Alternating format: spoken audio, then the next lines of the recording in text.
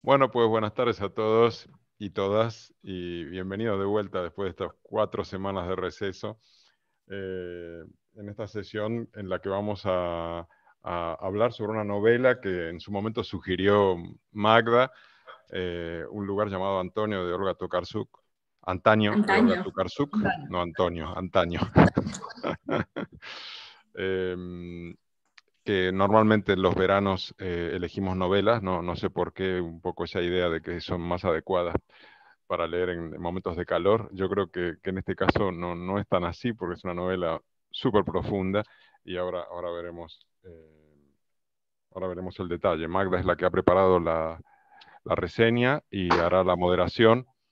Hoy en unas condiciones muy especiales porque no solamente Antaño es el centro del universo, sino también Galapagar, que es donde hoy está Magda. Así que es una situación muy especial. Nos hemos separado para que no se produzcan líos de COVID, pero luego nos uniremos nuevamente. Pues Magda, te paso la palabra. Gracias, Jorge. Sí, indudablemente ahora Antaño es Galapagar. Aquí estoy en la casa de Jorge con toda mi familia, o sea que realmente un viaje y una sesión muy especial. Haremos una ronda muy rápida de presentaciones, empezando por Paco. Hola, pues soy Paco Romero y me conecto desde un pueblecito de Murcia, Torre Pacheco. Vale, fantástico. Pilar y Julio. Pilar Álvarez desde Pozuelo de Alarcón, Madrid. Y Julio. Gracias. Joan. Joan Viaplana desde Arenys de Munt, a 50 kilómetros al norte de Barcelona, por la costa. Carlos, que bueno, Carlos es mi pareja, dicho sea de paso. Hola, buenas tardes. Pues yo soy Carlos, me conecto debajo de este olivo. Normalmente de Barcelona, estoy en Barcelona. Pero hoy desde Galapagar, eso. Hoy desde Galapagar, debajo de este olivo. Hay que destacarlo. Jimena. Yo estoy en Berlín, como siempre, no me muevo. Estupendo. Carmen. Yo estoy en Pozuelo, Madrid. Gracias, Carmen. Y finalmente Susana, no sé si eres nueva, Susana, pero hoy es la primera vez que coincido contigo. Hola. Hola. Hola. En un rato me conecto mejor porque estoy con un celular prestado. Por eso estoy así como con cámara, sin cámara y no lo conozco bien. Muy bien. ¿Desde dónde te conectas, Susana? Soy de Buenos Aires. Ah, genial. Vale, pues bienvenida. Bienvenida. Y bueno, empezamos. Hemos escogido efectivamente esta novela con la idea que tenemos de que el verano o el arranque de la siguiente temporada, post-verano, pues es más en plan lectura ligera, aunque Tokarczuk creo que no cumple exactamente con este requisito, ¿no? Pero al menos nos lleva hacia un mundo mágico, un mundo onírico, muy sui generis, porque a pesar de que podemos pensar así a priori que realismo mágico es algo muy de Gabriel García Márquez o una serie de autores latinoamericanos, pues Tokarczuk lo arraiga mucho en lo que es el contexto polaco, ¿no? Por lo que yo inicialmente pensé que bueno, quizás esta novela o en general la literatura de Tokarczuk pues no es muy idónea de leerla fuera de lo que es el contexto, ¿no? de Polonia, pero bueno, siendo premio Nobel y haber sido traducida a 40 idiomas, pues se me quitó el miedo y la propuse aquí. Empezando por la reseña, como siempre, Tokarczuk, nacida en 62 en un pueblo del sur de Polonia, Dolny Śląsk, cerca de Wrocław, es psicóloga de formación con un especial interés por la psicoanálisis de Carl Jung, cosa que se refleja bastante a lo largo de su obra. Como ya sabemos todos, es premio Nobel, ¿no? Que concretamente le ha sido otorgado por la imaginación narrativa y transgresión de fronteras como forma de vida. O sea, por su estilo propio, tanto por sus recursos lingüísticos como por el estilo narrativo, ¿no? Sus novelas pues, han sido traducidas en todo el mundo y actualmente en el siglo XXI yo diría que es la principal embajadora de la literatura polaca. Tokarczuk siempre tuvo éxito, o sea, es profeta también en su tierra, porque siempre ha tenido bastante buena recepción en Polonia, con 2 premios Nike, que son los principales premios literarios polacos, y también premios internacionales como el Booker o el National Book Award, donde ha sido nominada. Tokarczuk, aunque no le gusta esta etiqueta, pero está considerada activista social, intentando bueno, un poquito tomar los retos que nos plantean esos nuevos tiempos, ¿no? Promoviendo el diálogo entre ciencia, cultura y también promoviendo las iniciativas ciudadanas innovadoras. Su fundación, que preside, está comprometida con la libertad de expresión, la democracia y también el liderazgo femenino, que es especialmente importante en el contexto polaco actual, ¿no? Donde pues, yo aquí me atrevo a decir que Polonia es un país autoritario, porque bueno, a pesar de ser Unión Europea y ser democracia, pues la verdad es que está en una deriva muy especial. Y por supuesto, a pesar del éxito literario de Tokarczuk, como figura pública no está muy apoyada por el actual régimen polaco. La Fundación de Olga Tokarczuk también investiga y organiza debates sobre conciencia animal. Tokarczuk es vegana, está muy comprometida con la causa animal y lo que intenta es divulgar lo que es el sufrimiento animal físico y emocional, reivindicando el concepto de la ciudad como zoópolis, es decir, como sitio no solamente concebido y construido para humanos, pero también para todos los seres vivos. Actualmente este verano ha tenido charlas justamente sobre esta temática.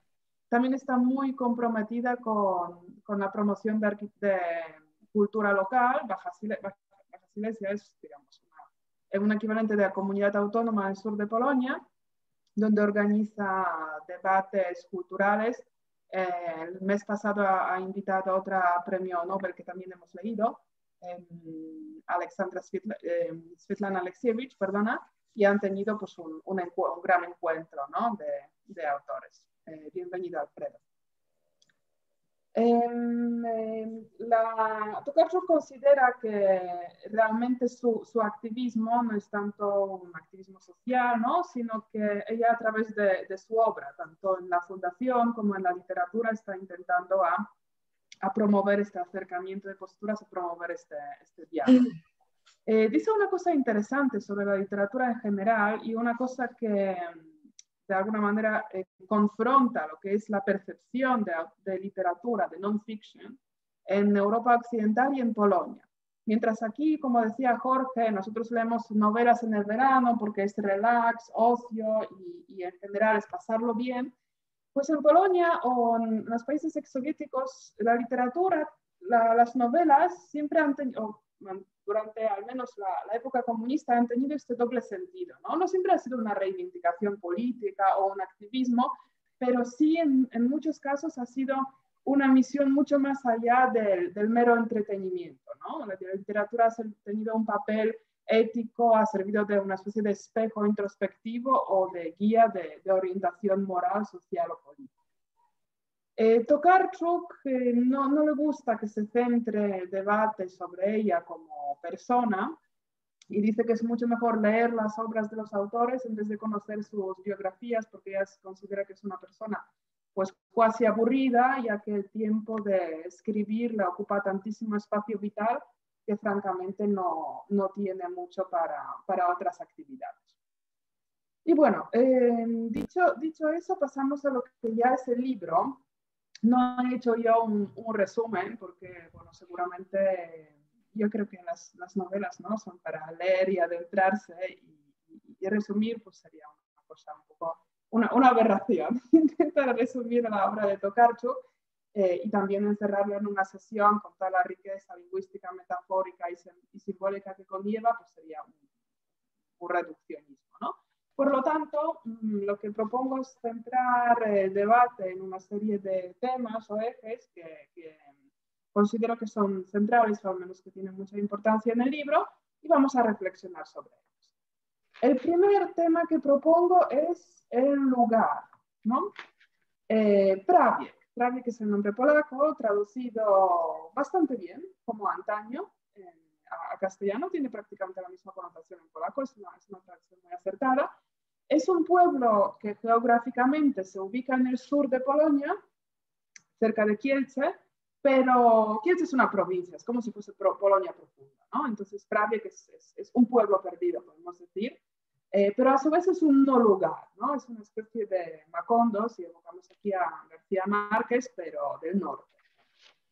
Antaño, y aquí pasamos ya directamente a esferas, o sea, siempre se estarán intermezclando la esfera real con la esfera onírico-mágica, más bien mágica. Antaño es un lugar vigilado por 4 arcángeles, está situado en el centro del mundo, es una especie de ombligo del mundo, y delimitado por 2 ríos, Charnka, que es el río Negro, y Białka, que es el río Blanco.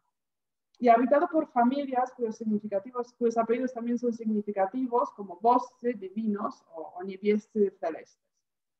La vida en Praviec, como la vida en provincia cualquiera, ¿no?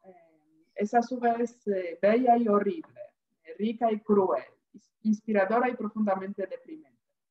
Tokarczuk en ningún momento intenta idealizar la vida del campo, la vida en la provincia, no es una especie de vida bucólica, ¿no? Ni tampoco hay una deriva hacia el otro extremo. Intenta poner esos 2 extremos en una especie de balance que nunca llega a balancearse, pero están todos estos extremos de alguna manera integrados. Lo curioso o lo interesante es que las fronteras de Praviec de antaño son imposibles de traspasar físicamente y también imposibles de trascender. Por lo tanto, los personajes están atrapados en el lugar. Están atrapados dentro de estas fronteras, tanto en el marco espacio-temporal, es decir, literalmente, como simbólicamente. Y esto me permite lanzar aquí la primera pregunta del debate. Si llevamos al Praviec, ¿no? al siglo XXI, al tiempo actual, bueno, de hecho el libro tampoco se nos queda tan lejos de actualidad, ¿cuáles son las fronteras imposibles de traspasar en el siglo XXI? ¿Si son las físicas o si son las inmateriales? Esta es la primera pregunta. A ver quién se anima a abrir el debate. Si no veo manos virtuales, Jorge, me ayudas. No veo de momento ni manos virtuales ni manos físicas arriba. Así que... No hay ninguna todavía. No hay ninguna. Entonces tú tienes que elegir como profesora, Magda, creo. Ya está, elegida. Jimena, por no, yo no puedo contestar esa pregunta. Muy sencilla. No. ¿Cómo es la pregunta otra vez? Ay, mira, Carmen han pedido la palabra. Vale, sí, ahora le paso a Carmen. Aquí, entonces bueno, yo me voy a lanzar en caída libre y voy a decir que la novela me ha parecido, al principio me parecían cuentos cortos que yo le podría leer a mis nietos, me parecía tan poético, tan bonito, sonaba tan antaño verdaderamente. Y bueno, luego ya cuando te vas adentrando en la novela, pues te das cuenta que es mucho más profundo que un cuento de niños, ¿no? Aunque es muy difícil también el pensar en escribir cuentos para niños. La pregunta que haces es buena, Magda, porque efectivamente pues aquí empiezas a pensar un poco en todo lo que algunos hemos leído, como Esperando a Godot, o también a Platón en la cueva que impide al hombre salir de ellas, y te preguntas el por qué el estar en un lugar te ata tanto y te impide a veces pues poder salir de esa situación. Y yo creo que la novela en sí pues no lo despeja, lo deja, está imbuida en esa situación de un pueblo donde al principio es todo mágico, es todo maravilloso, y se ve alterado por la guerra y por la muerte, que es cuando empiezan a tomar conciencia de de que es posible un mundo peor del que ellos han tenido. Entonces, para mí la pregunta que haces, pues la verdad es que no tiene una respuesta enfocada a que lo resuelva la novela. Y ahí me quedo, gracias. Gracias, Carmen. Sí, efectivamente esta pregunta es una pregunta que formulaste vosotros, ¿no? Si lo vuelvo a leer para Jimena, que me ha preguntado, es ¿cuáles son las fronteras imposibles de traspasar en el siglo XXI? ¿Las físicas o las inmateriales? Esta es la pregunta. Por si te animas a reflexionar, Jimena.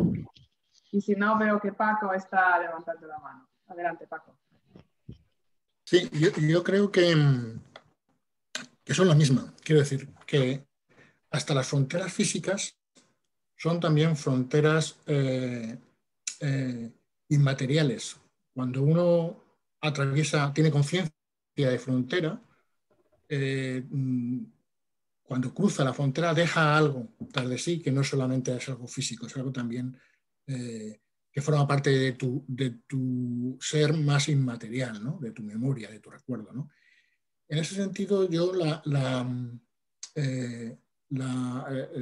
frontera, en ese episodio del libro en el que acuden hasta la frontera y no pueden cruzar la frontera, ¿no? Y parece que hay una imposibilidad material de cruzarlo, me recordaba dos películas, una muy reciente, la de Tiempo, que no sé si algunos habéis visto, es una isla de donde una vez que entran no saben cómo salir, ¿no?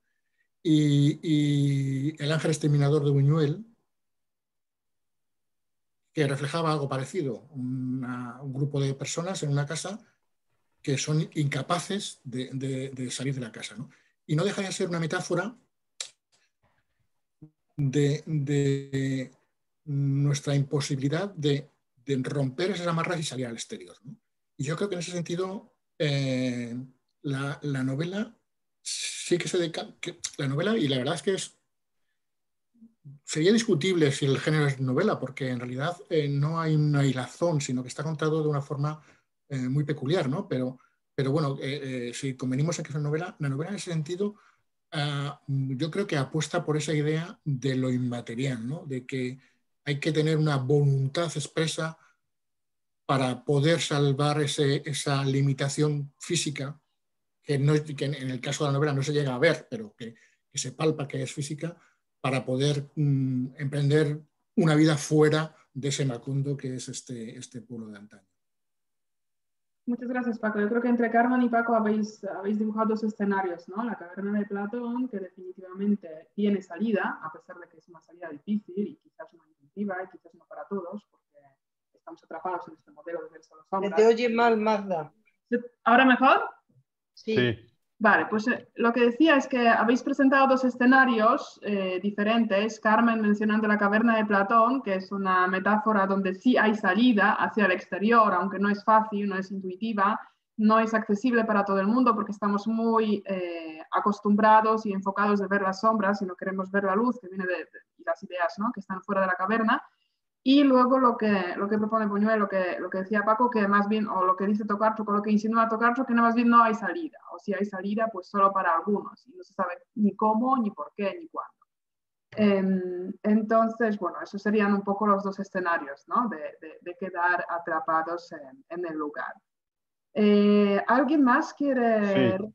Jorge. Jesús Alberto y luego Blanca Estela. Ah, de acuerdo. ¿Quién, perdón? ¿Y luego Blanca? Luego Blanca Estela y luego Carlos. Vale, no entendí primero quién. Pero... Jesús Alberto. Ah, de acuerdo. Jesús, luego Blanca. Jesús, adelante. Hola a todas y a todos. Me encantó la novela. Me dio mucho gusto confirmar que, yendo directamente a la pregunta, muchas de las situaciones por las que atraviesa el ser humano trascienden las fronteras y las nacionalidades, las fronteras físicas y las nacionalidades. Creo que más allá de que la novela cumple con los mínimos de lo que es el género en el que se le sitúa el realismo mágico, porque evoca, por lo menos en mi caso, me evoca Fuentes, en Aura, a Rulfo, evidentemente a Gabriel García Márquez, creo que Cortázar también podría estar allí.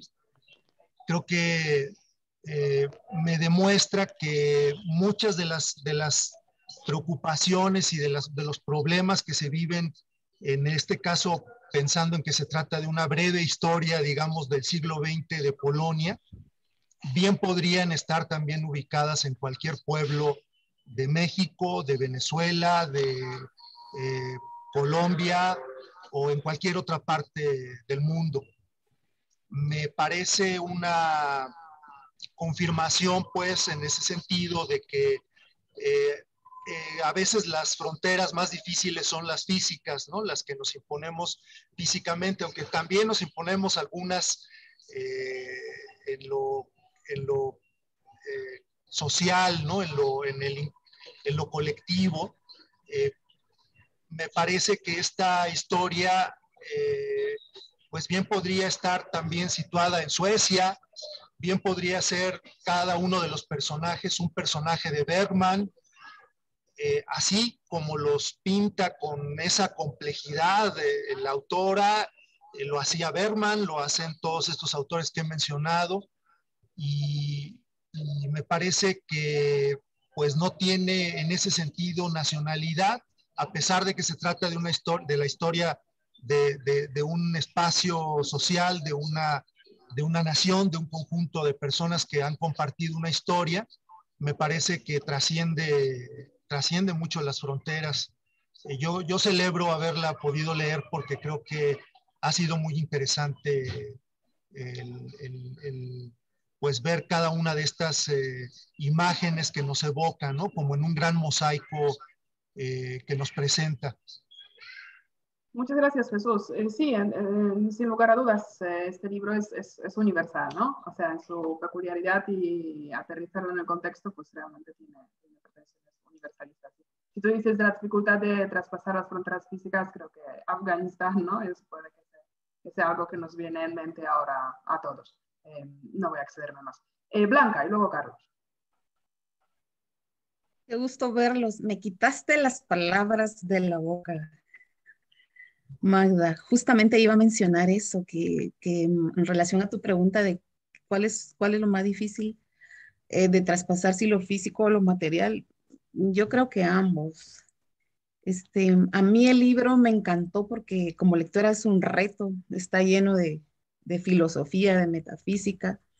La autora caracterizó a unos personajes, a cada personaje le dio su propia vida, y entonces entrañables, me encantó Ruta, y Espiga, que son como simbólicos, ¿verdad?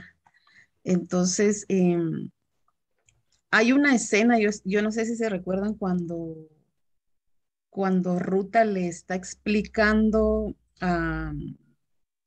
Ay, se me fue el nombre ahorita. Isidor, sí, perdón, es que es un poco complejo donde le dice, te voy a mostrar la frontera de antaño, le dice.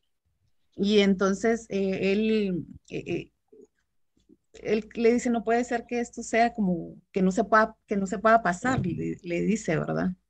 Y entonces inténtalo, y entonces eso me impresionó, hasta se me enchina la piel porque él pone la mano y como que se le transparenta o algo así, ¿verdad? Entonces, te das cuenta que el cruzar una frontera, si tú tenés la libertad para hacerlo, la puedes traspasar. Digamos que la limitación está en tu mente, pero al final también pasa lo que pasa, regresando ahorita a lo de Afganistán, ¿verdad? ¿Cómo puede ser posible que una persona o las personas en medio de una tragedia no puedan decidir que no quieren estar en medio de esa tragedia? Entonces lo regreso a la lectura, ¿verdad? Porque no sé, o es mental, pero también hay atenuantes que no te dejan como pasar esa frontera. Entonces es un poco complejo. Me quedo de momento ahí. Muchas gracias, Blanca. Sí, efectivamente pensamos, o sea, hablando de fronteras y barreras, pensamos tanto en las reales físicas como en las internas, ¿no? Carlos. Sí, bueno, gracias. Yo retomando un poco la idea que Blanca ha expuesto, creo que Tokarczuk no deja claro, ¿no?, que las fronteras sean intraspasables, es decir, que estén condenados todos los personajes a vivir encerrados en antaño, sino que más bien invita a pensar que son quienes de alguna forma quieren de alguna manera ver qué es lo que hay allende, precisamente los que son incapaces de traspasar. De alguna manera nos sugiere, por tanto, que son fronteras impuestas por los propios personajes. No viven capturados porque de alguna forma se sabe que algunos cruzan para comprar cosas al pueblo vecino, se sabe perfectamente que otros traspasan hacia antaño y por tanto nos dejan, ¿no?, la reflexión sobre realmente qué es lo que impide a unos en concreto traspasar dichas fronteras, ¿no? Volviendo un poco a la idea que nos presenta Magda, ¿no?, de Praviec como un no lugar, a mí me gustaría, si fuese posible, profundizar un poco, sustentar esta hipótesis, ¿no? Realmente es un no lugar, es decir, el hecho de que carezca unas coordenadas geográficas concretas lo convierte en un no lugar cuando está caracterizado por elementos físicos, elementos reales y también, como se nos ha dicho, oníricos y mágicos, y por tanto es perfectamente ilustrable, tangible e identificable, y es el espacio vital de estos personajes, o responde esta categorización a un análisis quizá, digamos, disciplinar que a mí se me escape. Y finalmente, respondiendo un poco, intentando responder o reflexionar sobre las fronteras imposibles de traspasar del siglo XXI, ya se han hablado mucho de las físicas, pero creo que los retos, ¿no?, los retos que de alguna manera como humanidad tenemos, ¿no?, por ejemplo, la sostenibilidad, la equidad y la justicia, continúan siendo fronteras imposibles de traspasar. Por mucho que avancemos, pareciese como si cada vez estuviesen más alejados, digamos, esos límites, ¿no?, y cada vez se nos presentasen como unas verdaderas murallas infranqueables, ¿no?, sobre las cuales a veces ni siquiera sabemos cómo afrontar. Muchas gracias. Me gusta que hayas sacado estos grandes, ¿no?, grandes temas como retos y como, yo diría, destinos o horizontes que se van alejando, ¿no?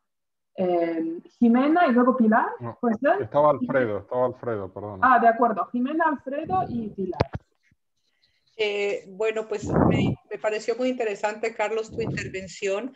Me voy a centrar solamente en un elemento que es el del no lugar, porque me parece que es una forma con esta, no solamente concepto, quizás metáfora, un poco acceder al nivel imaginario de la novela. O sea, la novela se mueve en muchos niveles, como hemos visto.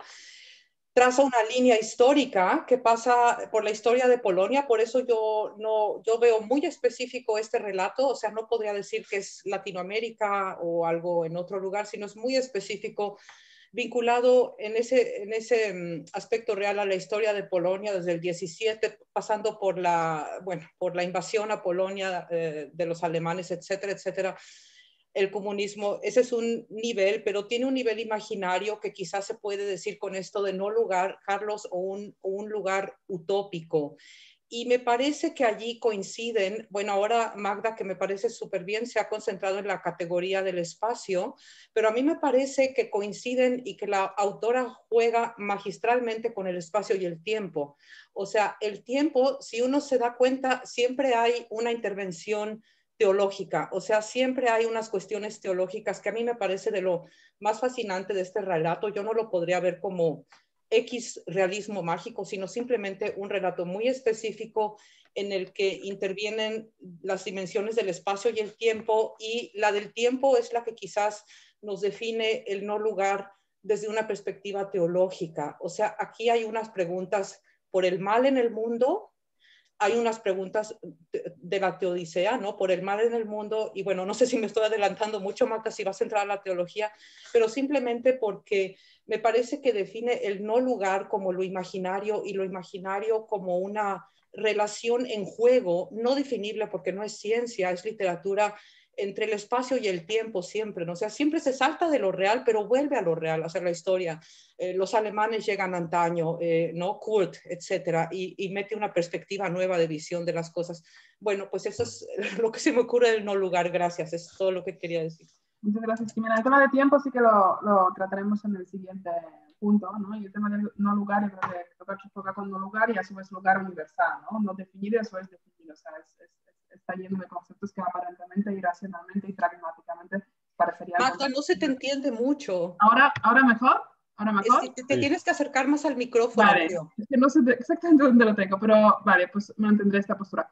Decía que el tema del tiempo lo trataremos en el punto siguiente y en cuanto a lugar, no lugar, Tokarczuk juega con diferentes características de este sitio. Puede ser interpretado como un lugar y lugar universal a su vez, que es contradictorio, ¿no? Tiene características, pero estas son difusas y no son, o sea, interpretarlo de forma efectivamente racional, pues no nos dará una respuesta clara o cada postura casi será defendible.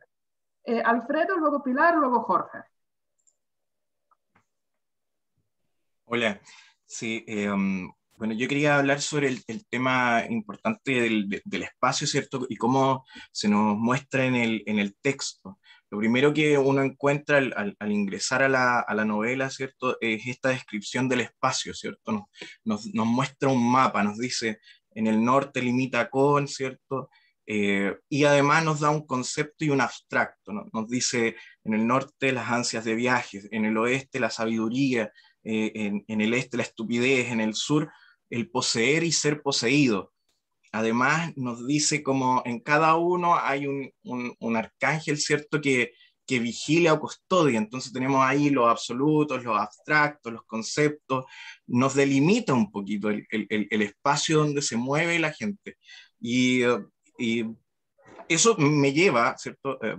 Y creo yo que, no sé si estará también asumiendo este juego con el tema de lo fantasmagórico, de lo espectral, ¿cierto? De lo que llama Derrida el fantasma, ¿cierto? Eso que está entre la vida y la muerte, que no está ni vivo ni está muerto aún, ¿cierto?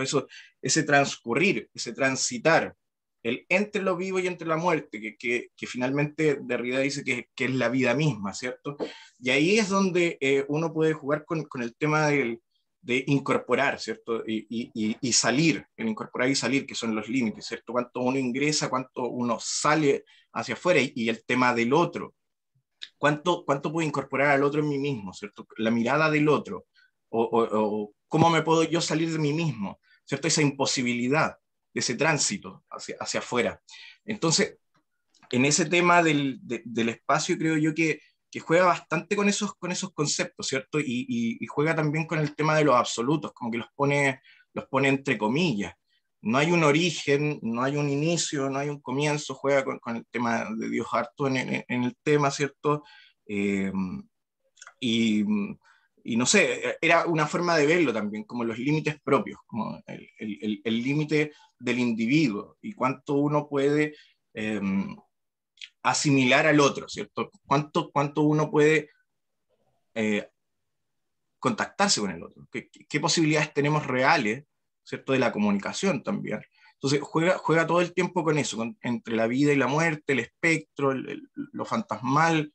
Creo yo que por ahí le di yo una vuelta, ¿cierto? O sea, estoy cambiando el juego del tiempo, o sea, del espacio, perdón, lo estoy llevando como al ser, ¿cierto? Al jugar con el espacio en el ser, más que el espacio físico, ¿cierto? Porque como ella inicia el libro, inicia mostrándonos, ¿cierto?, un espacio físico, y además nos muestra también los límites que son conceptuales, que son abstractos, que juega con eso de todo el tiempo. Entonces, como que, no sé, por ahí le di mi vuelta yo con el tema de la individualidad, ¿cierto?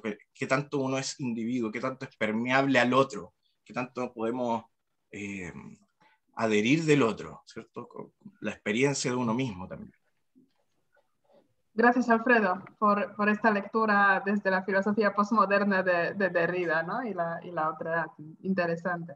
Pilar, no sé si era Pilar o Julio. Pilar, ¿verdad? Los dos. Nada, yo solamente apuntaba un poco por donde iba Alfredo.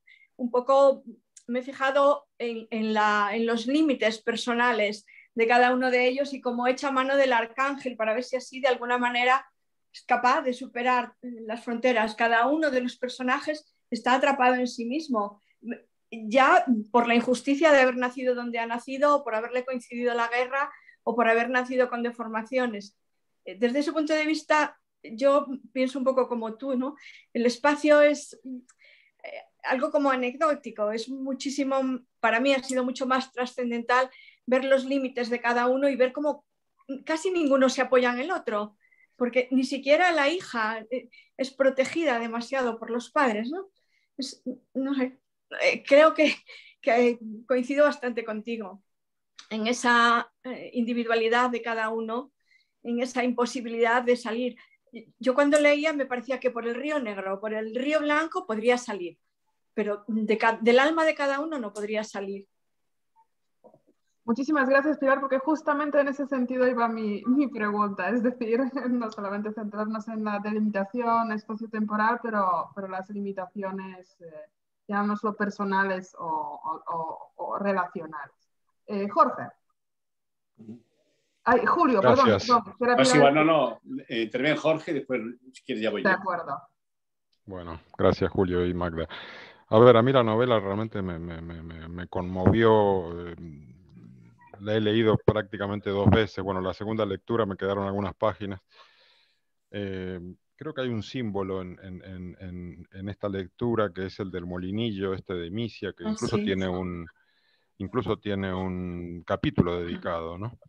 Que es algo así como, bueno, parece como una metáfora de la construcción del hombre, ¿no? De la cultura, de una herramienta, pero cómo esa herramienta se va pasando de mano en mano y cada uno de alguna manera hace lo que puede con ella, ¿no? Y hay un símbolo al final, porque en el último capítulo, que me parece súper simbólico, en el cual Adelka vuelve al pueblo y se encuentra a su padre viviendo en unas ruinas, ¿no? Que era Powell, que era una especie como de prototipo de emprendedor, de empresario exitoso, que se logra acomodar a cualquier situación, que digamos es exitoso bajo un régimen, bajo el otro, con los comunistas, con los alemanes, pues este tipo ha quedado finalmente solo en su casa, en ruinas.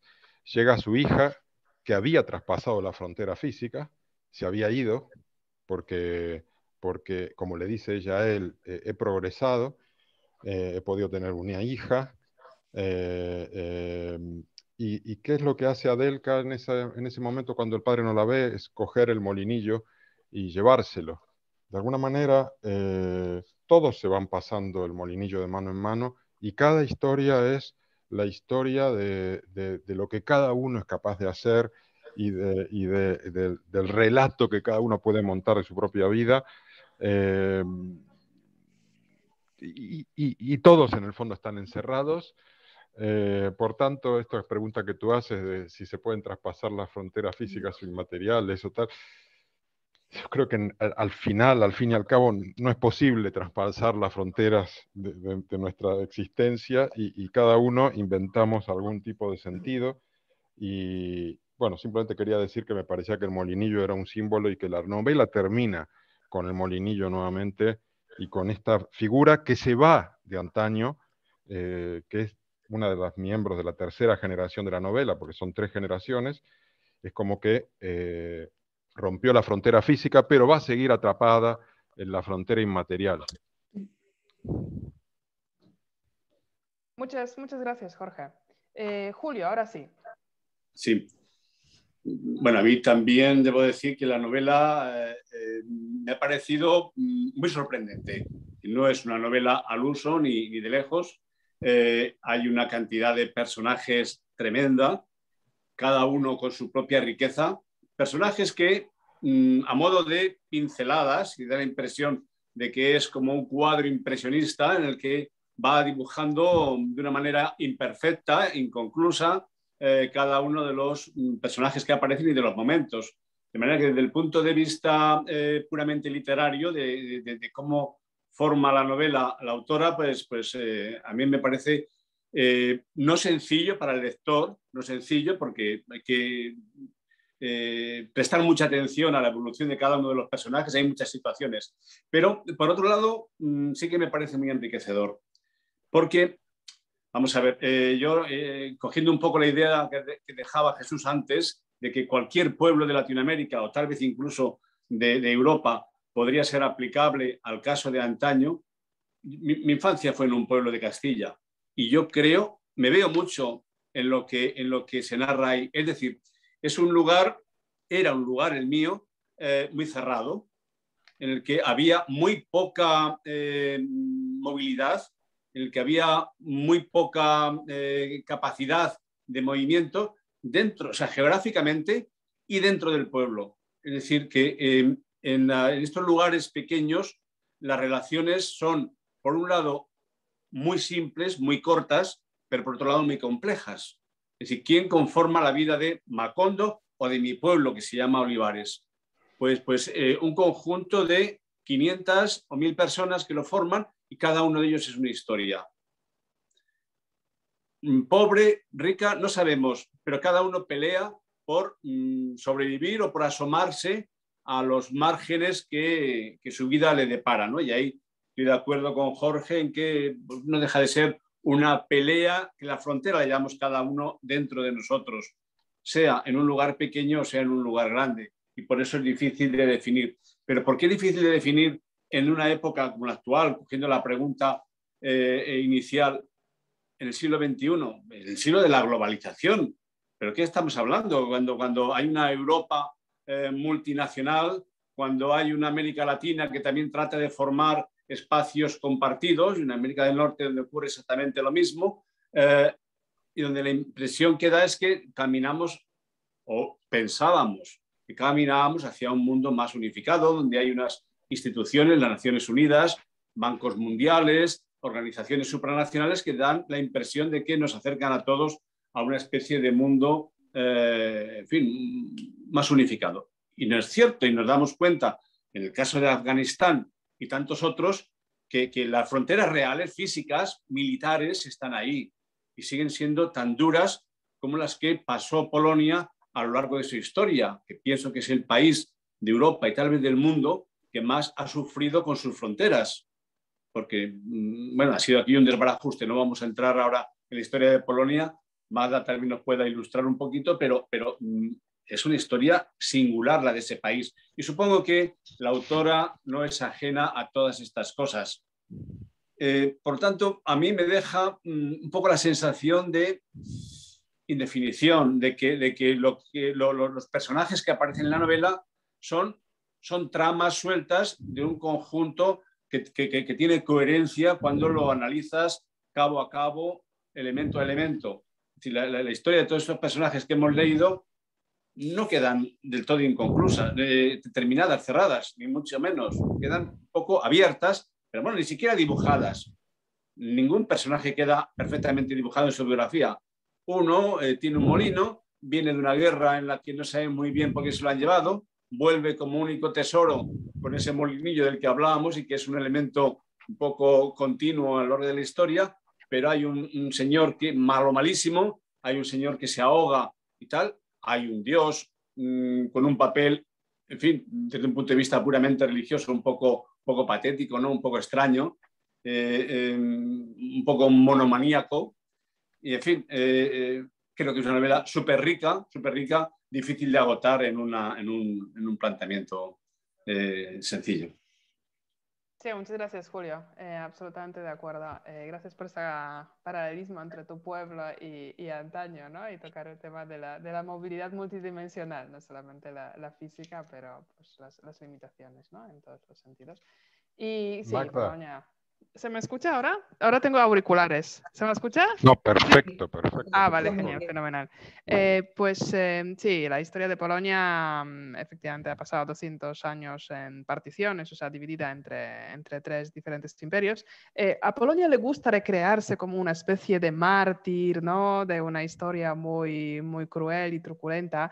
Tú eres historiador, tú sabes, yo desde mi perspectiva lo pongo en duda, ¿no? Que hayamos sido los más maltratados por la historia, pero ciertamente las fronteras sí que quizás si consideramos solamente el aspecto de las fronteras, estas sí que se han movido mucho a lo largo al menos de los últimos 250 años.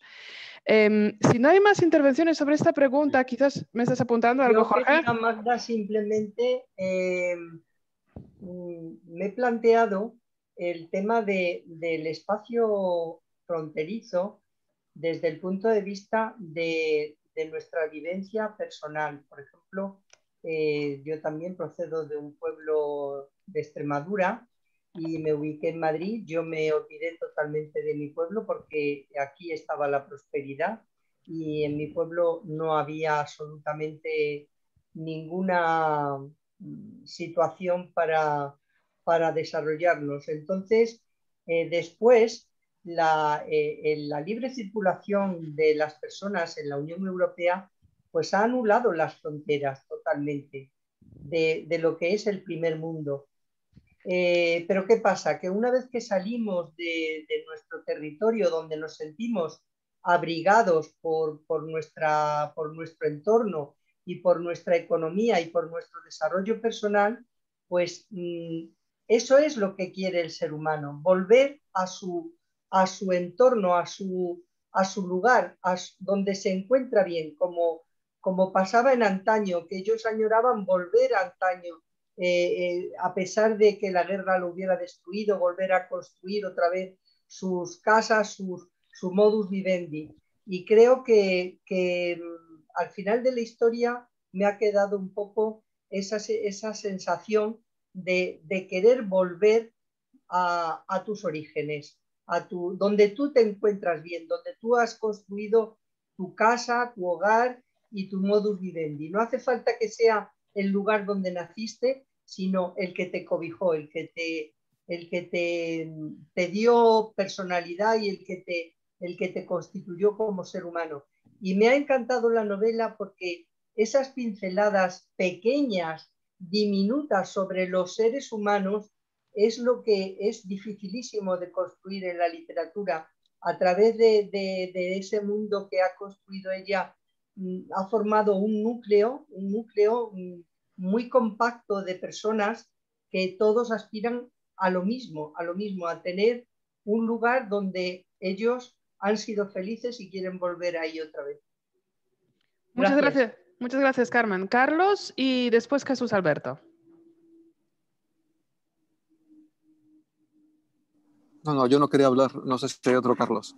Ah, vale. No, creo que no. Porque te da la mano. Será por la mano levantada. Jesús Alberto, entonces. Muy brevemente, solamente apuntaría que estoy de acuerdo con lo que menciona Carmen respecto al tema de la frontera, y creo que al leer la novela a mí me queda mucho la sensación de que este concepto está cambiando en el siglo XXI. Creo que hasta después de las dos guerras mundiales, y creo que a lo mejor todavía un poco hacia finales del siglo XX, todavía hemos visto a nivel mundial como dos tendencias a mirar las fronteras. Una de ellas pues es la de la pérdida que pueden sufrir algunas naciones al verse divididas, al verse fragmentadas en sus identidades, pueden estar unidas pero separadas por una frontera. Lo hemos visto en el caso de Alemania, lo sabemos en el caso de Polonia, lo sabemos en el caso de México y en muchos otros países en el mundo. Y otra visión que es la de quien consigue, ¿no? La de quien consigue expandir sus fronteras, que en algún caso en México, pues, entre México y Estados Unidos, pues ha sido esta idea norteamericana de decir vamos a colonizar un espacio que aparentemente no está colonizado, cuando en realidad lo estuvo siempre. El norte entre México y el norte de México, entre México y el área que corresponde a la frontera entre México y Estados Unidos, lo estuvo siempre. Ya sea por los pueblos originarios o después por la propia colonización española. Sin embargo, a veces pues esta visión del vencedor y el vencido nos hace mirar la frontera como un logro, como una muestra de nuestro éxito como nación o como una pérdida.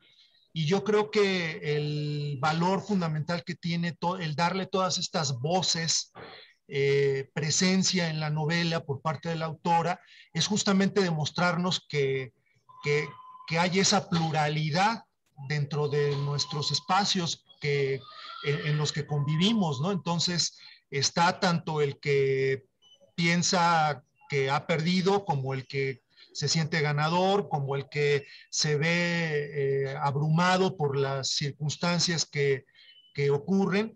Me merece todo mi reconocimiento el hecho de que haya una alusión a este origen agrario o este origen campesino, por decirlo de algún modo, que tiene en el caso de la historia en Polonia, porque pues creo que es el origen común de muchas naciones y creo que la ciudad a veces ha avasallado de pronto al campo y no lo ha incluido lo suficiente. Entonces creo que la novela nos demuestra que la coexistencia de todas estas voces es indispensable para poder pensar en un territorio y pensar en una nacionalidad, ¿no? Muchas gracias, Jesús. Si os parece, podemos cerrar el capítulo fronteras en este punto y avanzar un poquito más hacia el segundo elemento de la novela, que, como ha dicho Jimena, ¿no? está prácticamente unido al espacio, que es el tiempo.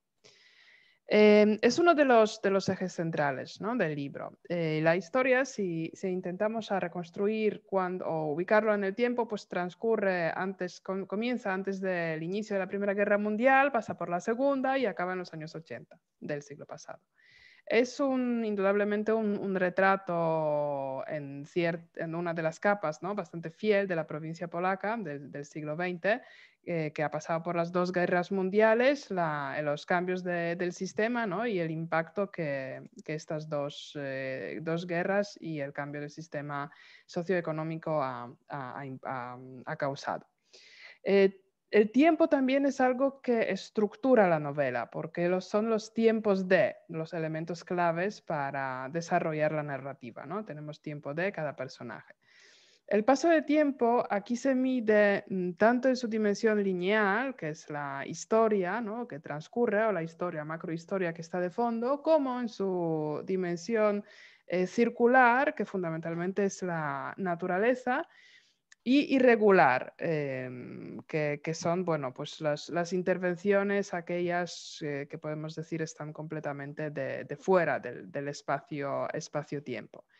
Y en los tres tiempos, el lineal, el circular y el irregular, pues tienen sus consecuencias físicas, psicológicas y simbólicas, y construyen sus personajes, delimitando su vida y marcando también el lugar. Aquí el espacio-tiempo, pues efectivamente de alguna manera se funde.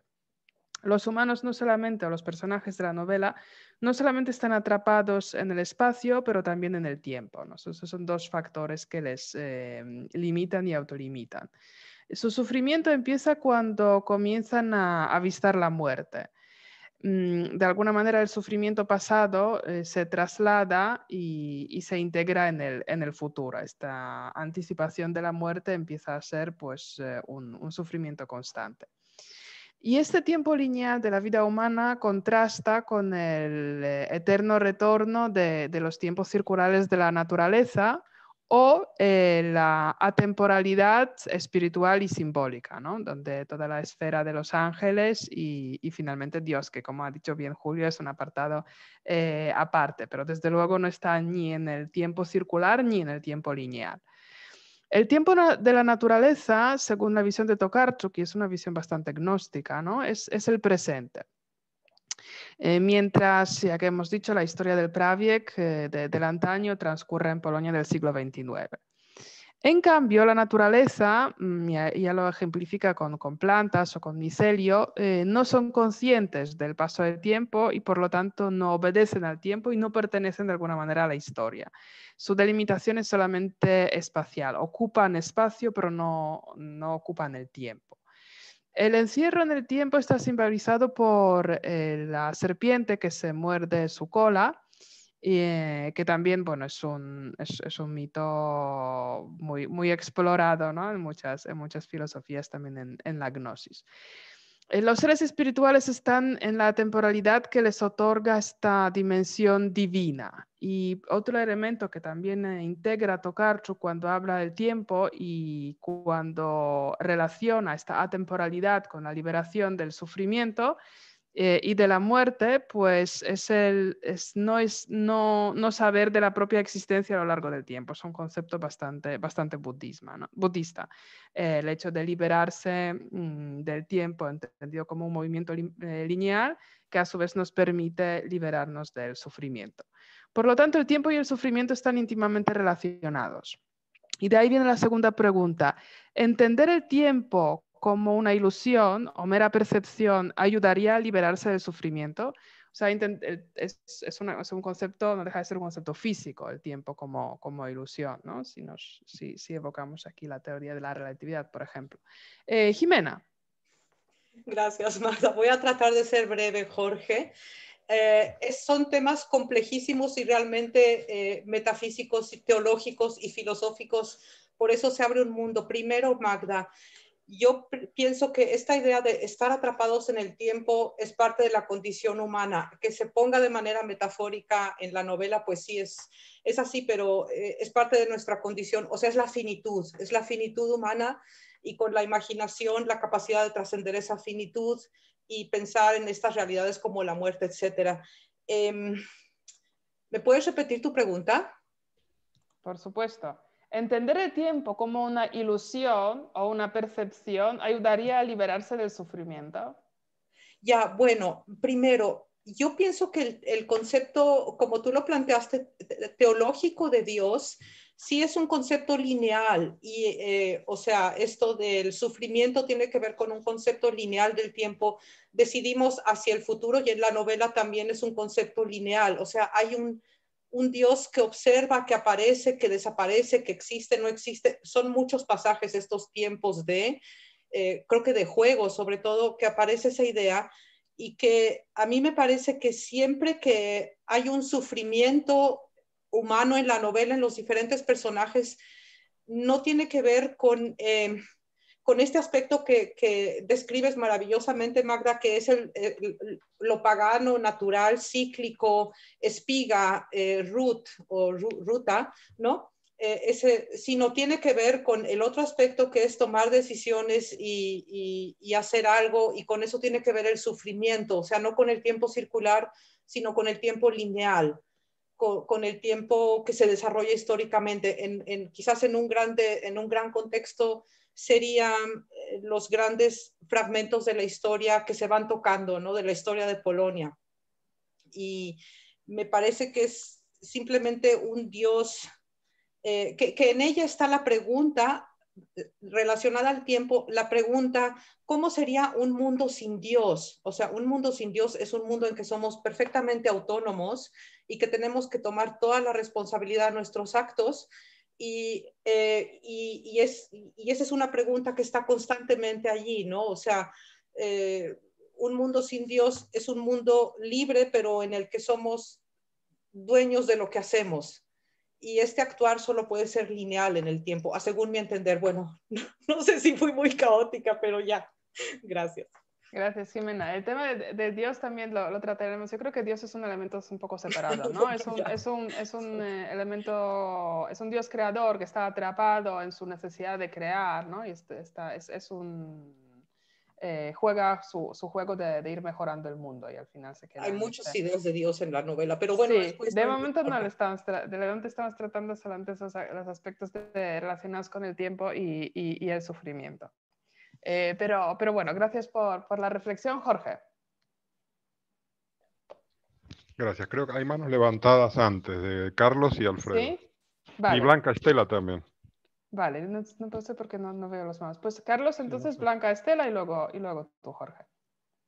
Adelante. Bueno, gracias. Yo creo que se resume perfectamente, ¿no?, en la reseña esas tres dimensiones del tiempo, ¿no?, de los diferentes objetos. Yo creo que nos invita a reflexionar un poco, ¿no? Solemos organizar nuestra vida pensando demasiado en una visión antropocéntrica, ¿no? Es decir, organizar siempre nuestro tiempo y nos ponemos tal limitación, ¿no?, así como hablábamos antes de las limitaciones individuales, físicas o de lo que queremos hacer o trascender en relación a nuestra propia existencia, que quizás son demasiado rígidos, ¿no? Por ejemplo, ¿no? Es decir, primero estudio, luego trabajo, luego me jubilo, ¿no? O por ejemplo, primero como un plato primero, luego un segundo, luego un postre, luego un café.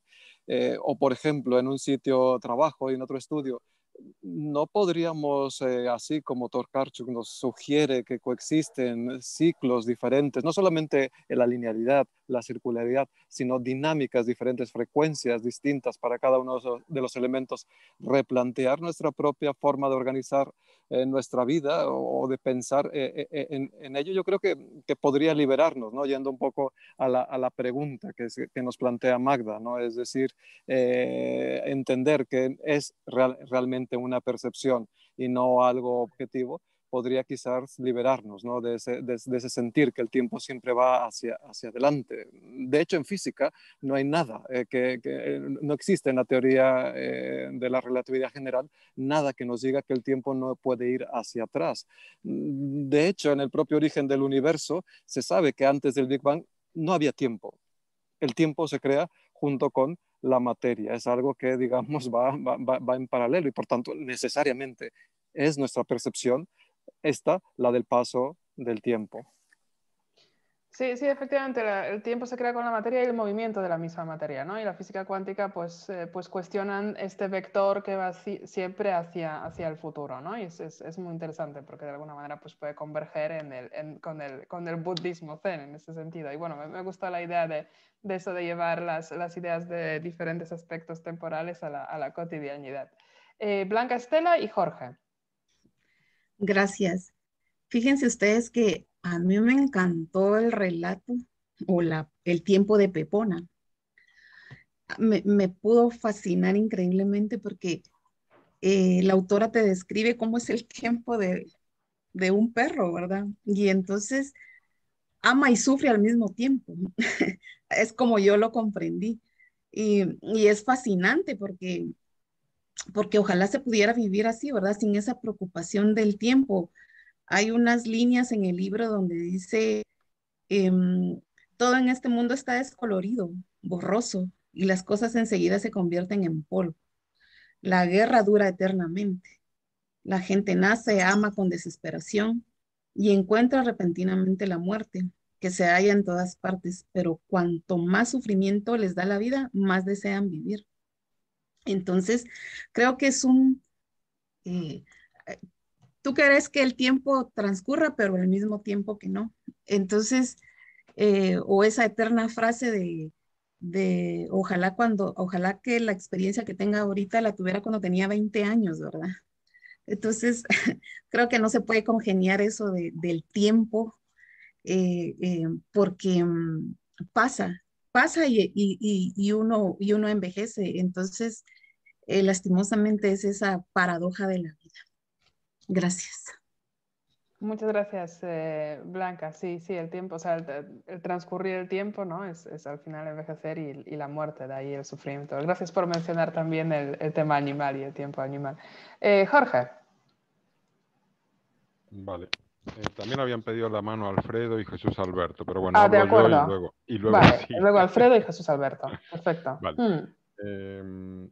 A ver, no, yo quería comentar, este verano he estado leyendo uno de los libros que vamos a leer luego, más adelante, que es este de John Gray, El silencio de los animales, sobre el mito del progreso, y bueno, me entusiasmé tanto que me leí un libro anterior, mucho más radical de él mismo, que es este Perros de Paja, en el cual sigue hablando del mito del progreso como una herencia cristiana, ¿no? Es decir, en el fondo, lo que él defiende es que el cristianismo establece un nuevo sentido del tiempo que pasa a ser lineal. ¿Por qué? Porque tiene una finalidad de salvación que se va a producir después de nuestra vida en la tierra, y hasta ese momento no había existido una concepción del tiempo lineal con una finalidad. El mito del progreso actual, que surge con el humanismo, es un heredero del mito cristiano de la salvación. Esa es la hipótesis de John Gray, que me resulta muy fascinante.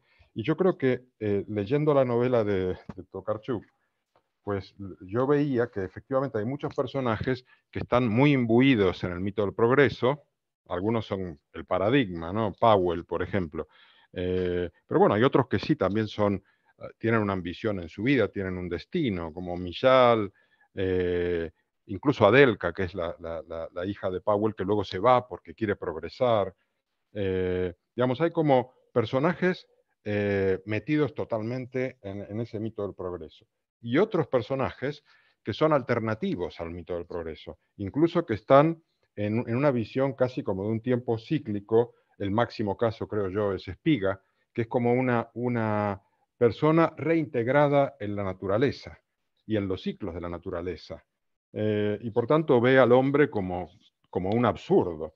Yo creo que la posición de Tokarczuk es favorable a esta segunda visión del tiempo, no una visión finalista, sino justamente una visión reintegrada en los ciclos naturales, y por eso me parece que su personaje como paradigmático que ella presenta como estandarte es Espiga. Muchas gracias, Jorge. También pienso, conociendo un poco más o leyendo otros libros de Tokarczuk, que Espiga y Ruta serían los personajes que quizás más representan la sensibilidad.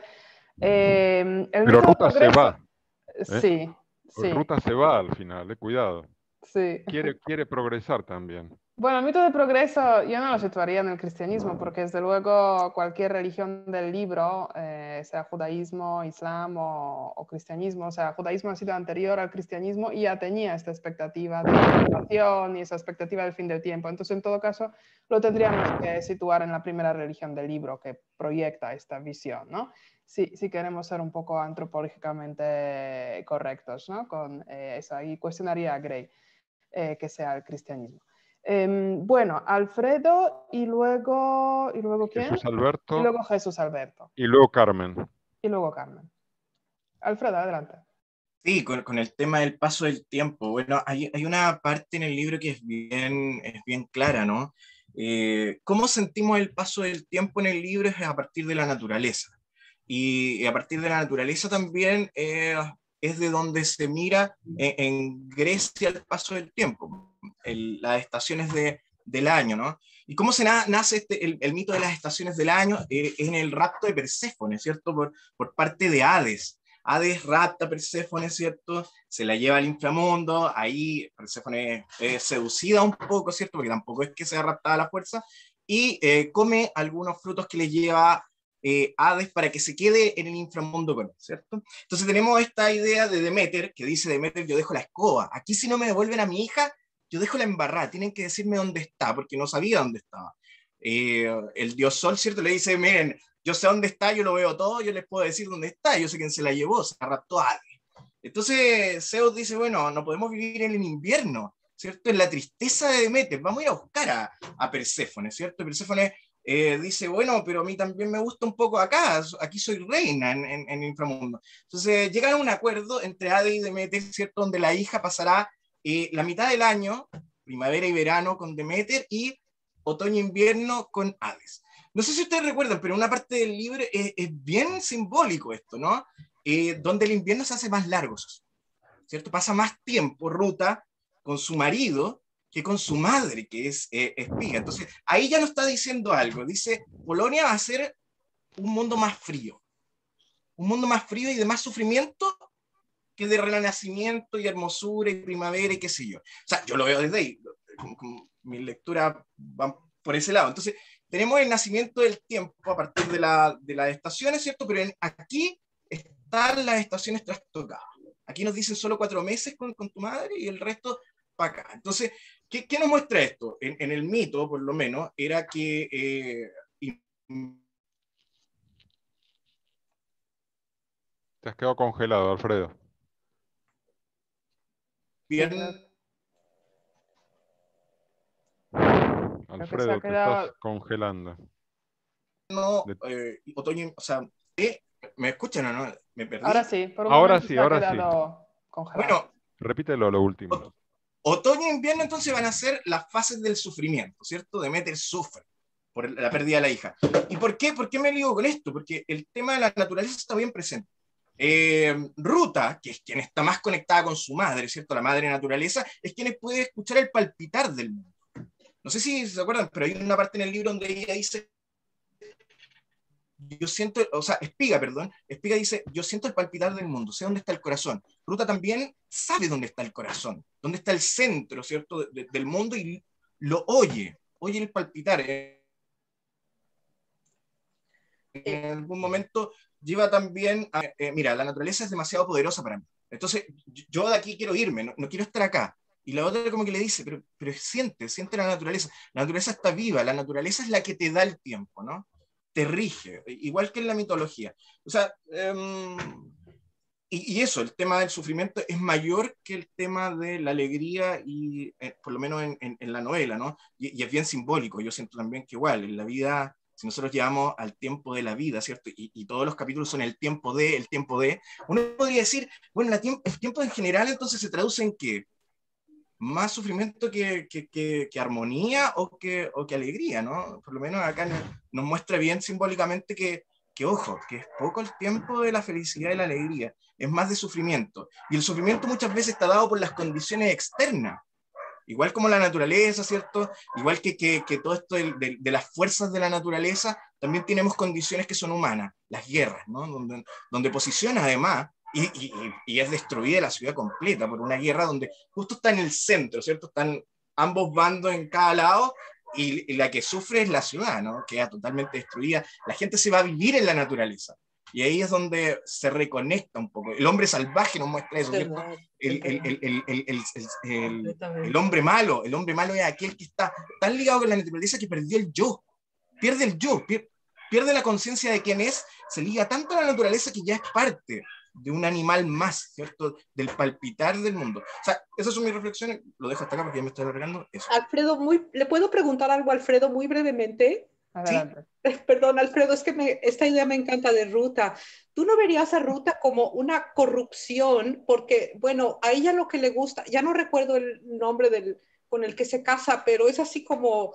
es que demasiado malvado él como para recordarlo. Una cosa horrenda. ¿No? Sí, era horrendo. Y ella quiere vestidos y zapatos y joyas o algo así. Entonces, no es un paso de otra a otra temporalidad, son una corrupción de esa naturaleza pura cíclica. ¿Cómo lo ves, Alfredo? No sé. Es que ahí en el rapto, ¿cierto? Vemos que en el rapto es seducida Perséfone por Hades.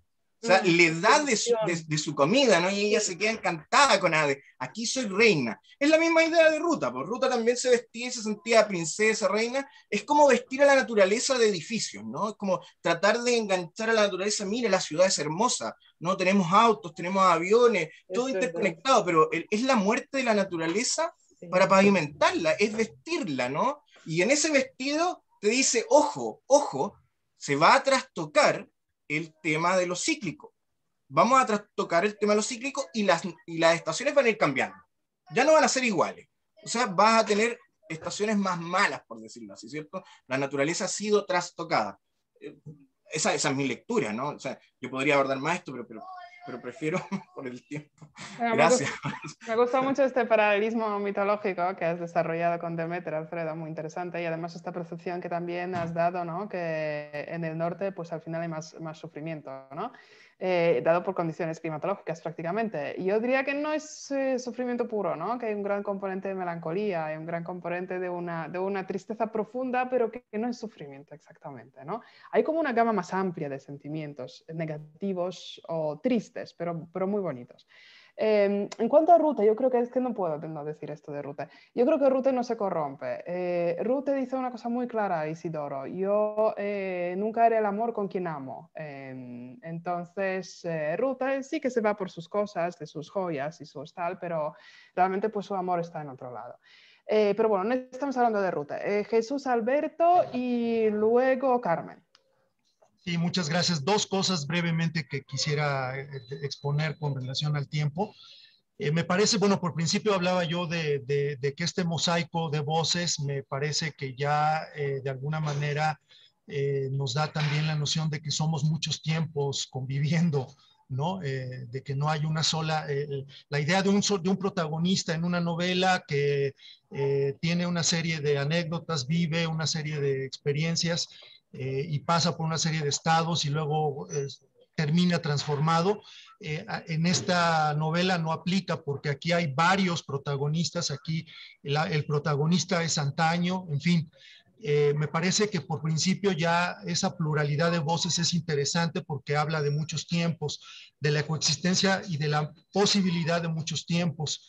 Me parece muy importante esta escena en donde dos personajes hablan sobre Dios y uno de ellos le dice al otro, no recuerdo ahorita los nombres, pero uno de ellos le dice al otro cuáles son sus ideas con relación a la existencia de Dios y le dice, bueno, hay 4 posibilidades, ¿no? Puede ser que Dios existe y seguirá existiendo siempre, que Dios no existe y no existirá, que Dios existe pero dejó de existir, que esa sería, creo, la del existencialismo, y que Dios todavía no existe, pero existirá, ¿no? Que es la del judaísmo, ¿no? Me parece por demás interesante esta visión porque rompe justamente con la linealidad del tiempo y dice, bueno, es que aquí si pensamos en que Dios es el tiempo, Dios es ese está al principio y al final de los tiempos como lo plantea algunas religiones, esta pluralidad de opciones también rompe con esta linealidad. Heidegger era quien planteaba que el tiempo en realidad, y yo no sé si creo que la pregunta de Magda es de Heidegger, que probablemente me atrevo a suponer, es quien planteaba que el tiempo en realidad no nos dice nada sobre nosotros. En realidad la cualidad del ser humano es la capacidad de saber que existe, de reconocerse a sí mismo. Esto es lo que nos decía Heidegger, ¿no?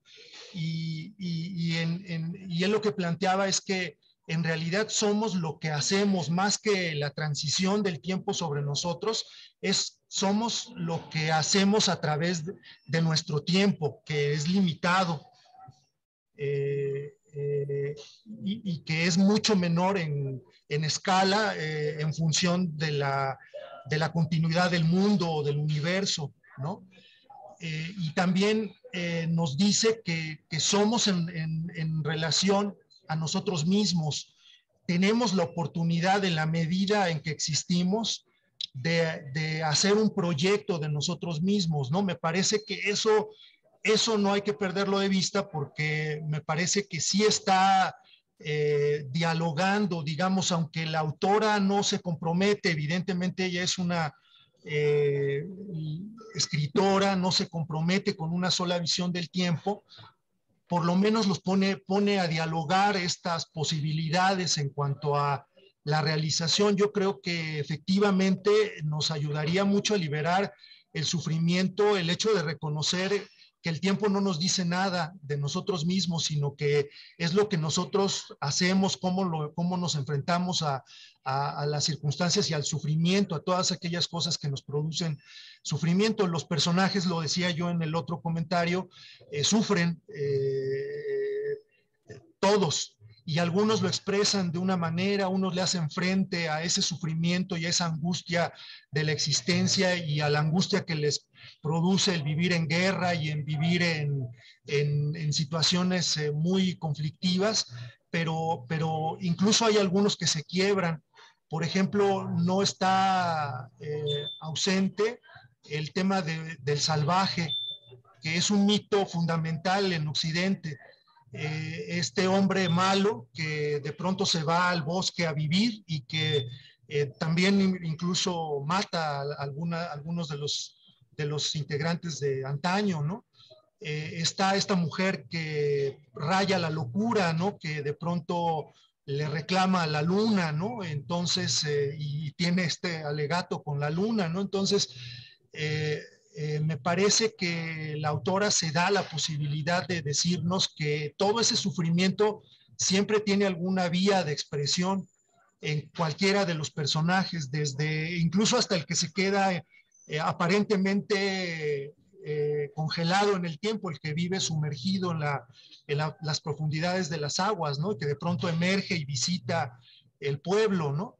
Cuando está vacío, el pueblo lo visita, ¿no? Entonces me parece que incluso aún este personaje atrapado en el tiempo, aparentemente, al final de su existencia, se da la posibilidad de actuar y de hacer, aún en esa misma prisión en la que podríamos decir en la que vive, ¿no? Entonces, hay por ahí también alguna alusión que a mí me mueve a pensar que la autora ha visto a Bergman o es de pronto quizás seguidora de las películas de Bergman en cuanto al tema de las setas, cuando dos personajes van y recolectan estas setas y uno de ellos le dice, no, mira, aquí en el libro dice que la amanita muscaria es veneno, me parece que está presente en una de las películas de Bergman, en esta película maravillosa como A través de un espejo, donde justamente la protagonista es una mujer que raya la locura, que consume estas setas, estas fresas silvestres, como les llama la autora, y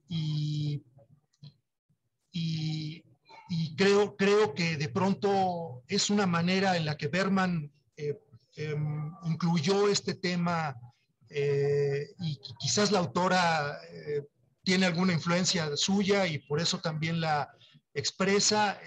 No sé exactamente qué es lo que nos quiere decir con ello, pero el consumo de estas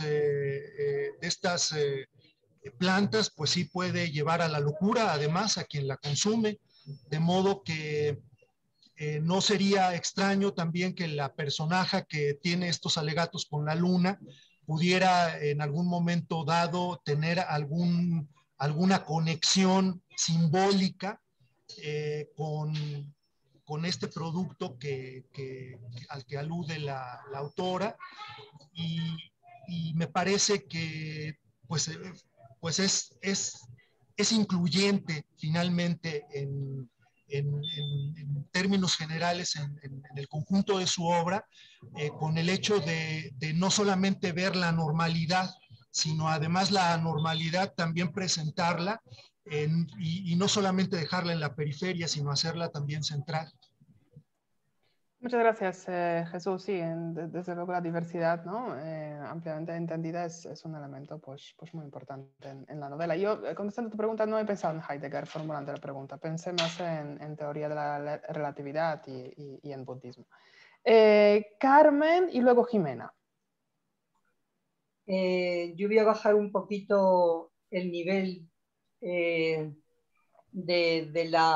debate y me quería centrar en que el libro, el tiempo, es la medida de todo lo que pasa ahí.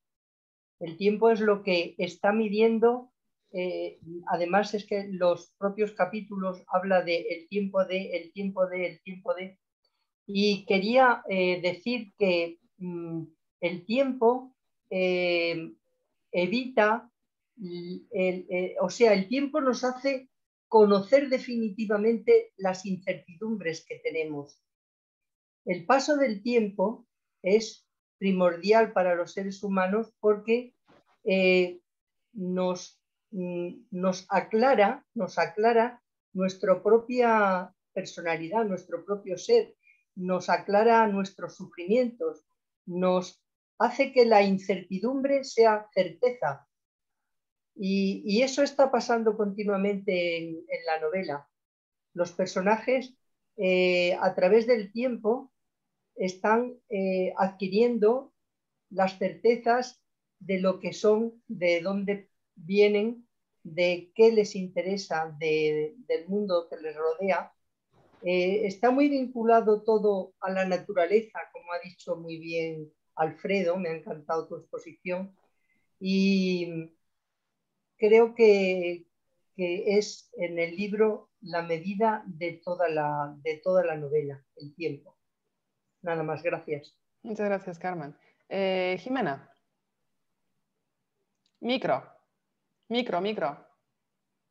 Micrófono.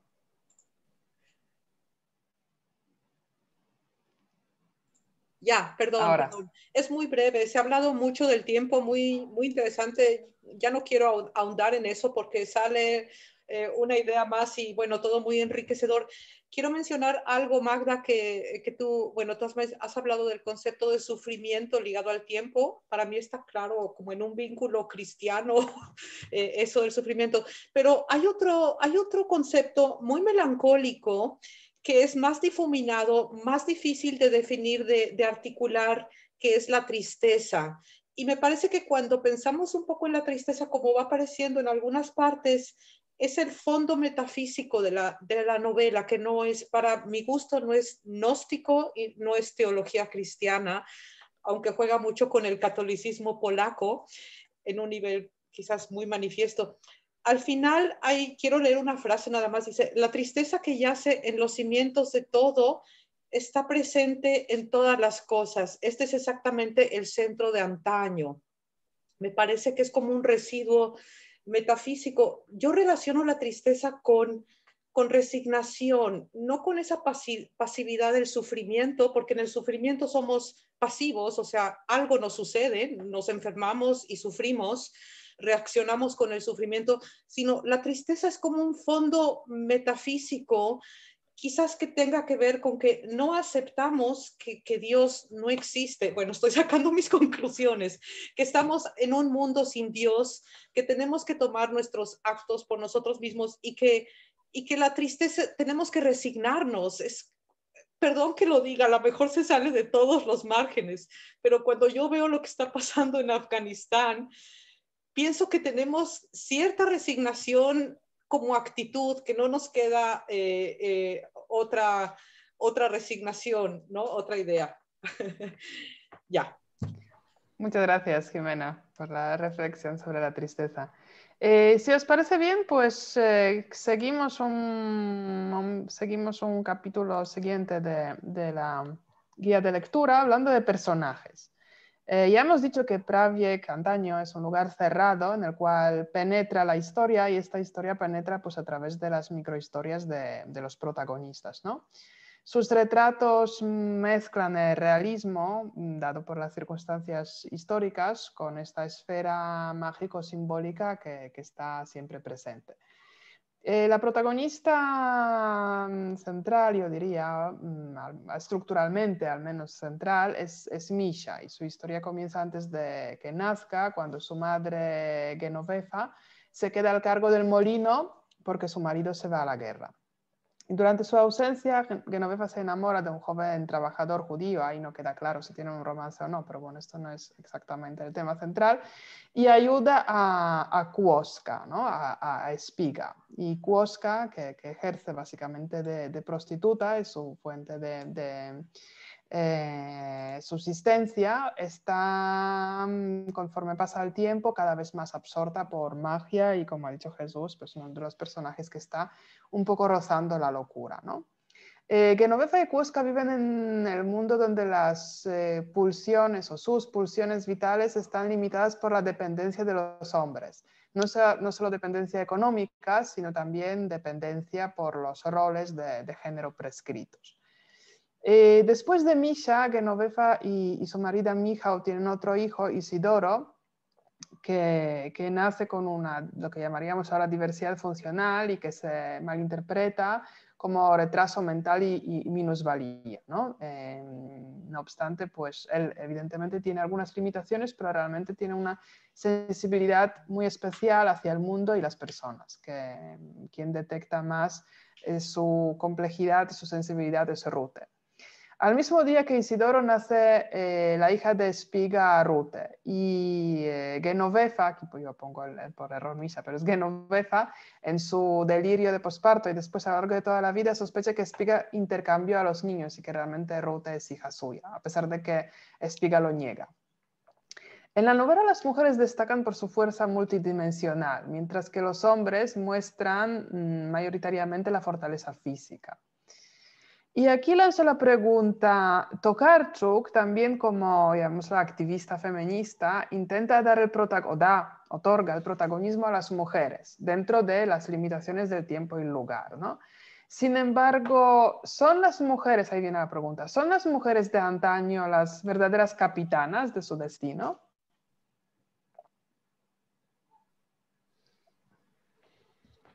¿Quién quiere decir algo o lo contestamos con un minuto de silencio? Blanca está levantando la mano. Blanca, adelante. Ay, qué difícil. Hay unas líneas casi al inicio del libro en donde Misha está esperando a su bebé, el primer embarazo. No, Misha no, es la mamá. Perdón, se me fue el nombre. Genoveva. Y está también la señora de la tienda que está esperando. Entonces hay un diálogo donde dice que quiere tener niño o niña. Y entonces, pues las dos quieren una niña. Y hay unas líneas que responde, creo que es Genoveva, que dice, se imagina si solo nacieran mujeres, este mundo podría vivir en paz. A mí eso me impacta, ¿verdad? Obviamente no te puedes imaginar un mundo sin hombres, pero porque se necesita para la reproducción, tanto a hombres como a mujeres, pero sí impacta un poco porque te da un luzazo ella, de alguna forma, como decir, bueno, tal vez ya no hubieran guerras, ¿verdad? Si las mujeres gestionaran o administraran este mundo en todos los sentidos. Y en base a tu pregunta, es que no, creo que están sujetas a las circunstancias que viven. Entonces ahí se va desarrollando, digamos, como la vida de cada una de las mujeres, pero siempre sujetas a las circunstancias y sobre todo a los hombres, ¿verdad? Porque al final ellos son los que toman las decisiones y deciden. Entonces no creo que todavía no existe esa libre decisión de las mujeres o que puedan tomar sus propias decisiones. Muchas gracias, Blanca. Me ha hecho recordar dos utopías o distopías del mundo exclusivo de las mujeres. Una cuyo autor no me acuerdo, pero es de principios del siglo XX, donde las mujeres crean una sociedad perfecta en el sentido pues, muy equilibrada, no hay conflictos, ¿no? No hay agresión, no hay guerras, no hay casi problemas, podríamos decir. Pero luego llega el hombre y no es que causa conflicto, estamos situados en primera mitad del siglo XIX, sino que pues despierta esta necesidad, ¿no? El deseo básicamente, y entonces lo lía. Y el siguiente, o sea, las mujeres siempre han sido las líderes, porque han sido exclusivas las mujeres, pero cuando nace el hijo de la pareja del hombre que viene a la sociedad y una de las mujeres, pues el siguiente gobernador ya es hombre, entonces ya volvemos a lo mismo. Y el otro es una película polaca que se llama Seksmisja, donde los hombres son naturalizados todos, o sea, convertidos en mujeres. Y bueno, es una distopía en este caso, pero perdón, una digresión. Jorge. No, quería decir que pide la palabra Gabriela. Gabriela, bienvenida. Adelante. Desde Buenos Aires, ¿no? Hola, gracias. Primero que nada, cortito, quiero agradecer a Jorge por esta invitación. Estoy absolutamente feliz escuchándolos. Es un espacio hermoso que han creado. No me quiero llevar el tiempo con esto, pero les agradezco mucho desde Buenos Aires que me den esta posibilidad. Llegué un poquito tarde a este encuentro, no he podido leer el libro, leí un poquito el resumen, pero me voy a tomar el atrevimiento de dar una mirada de afuera a temas que entiendo son universales, más allá del libro. Yo soy polaca, increíblemente, pero tenía un comentario de esta pregunta en particular que hablaban de lo femenino o los hombres y mujeres. Y a ver si ayuda. Yo creo que a veces confundimos a las mujeres y a los hombres con lo femenino y lo masculino. Creo que la pregunta era, a ver si me la haces de nuevo para hacerla breve, Virginia. Sí, bueno, soy Magda aquí bajo el seudónimo de Virginia. Sí, pregunto, no te preocupes. Si las mujeres de antaño de la novela son verdaderas capitanas de su destino, ¿no? Es una pregunta que quizás... Claro, y creo que derivó en si un mundo de mujeres, como había dicho Blanca, era mejor o peor, que querían tener mujeres o no querían tener mujeres. Y yo lo que entiendo es que por ahí a lo largo del tiempo se ha dado una prioridad a lo masculino, a la fuerza, a lo belicoso, pero que no necesariamente es hombre, es el yin y el yang, digamos, en ese espectro de lo masculino y lo femenino, y muchas mujeres tienen mucho de masculino y muchos hombres tienen mucho de femenino, y eso no estoy hablando de una sexualidad, sino de una forma de relacionarse con el mundo, como hablábamos por ahí del hombre, algo más belicoso, y la mujer algo más conciliador. Entonces, yo lo que quería aportar es que creo que estamos en un momento donde si nos reconocemos como ambos, en el sentido de que todos tenemos esa posibilidad de llevar adelante un pensamiento o una forma de ser más del lado de la belicosidad o de este querer un bien común, que es más particular de las mujeres, no deberíamos rescindir de ninguno, porque creo que hablar de si es uno mejor que el otro, volvemos a la guerra. Y el último comentario de esto es que me ha tocado lamentablemente ver muchas mujeres que al llegar a los lugares de poder